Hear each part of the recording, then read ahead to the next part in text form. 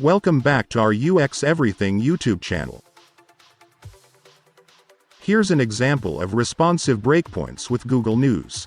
This is in full desktop mode, and you'll notice that as I pull in the browser, you'll see that things are starting to collapse and it's starting to become oriented for different interfaces. For example, this would be what it would look like on a tablet.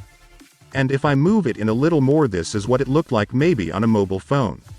Notice that the menu on the side has disappeared. As I move it in, it actually still exists right here under the menu. This is just to accommodate the different screen sizes. The content stays the same, but it just adjusts to the user's screen preferences. This applies to websites that take advantage of features the browser provides. For example, if you built a website and wanted to ensure the user had a familiar and delightful experience on both their mobile phone as well as their desktop computer, the site would adjust to accommodate what the user was consuming.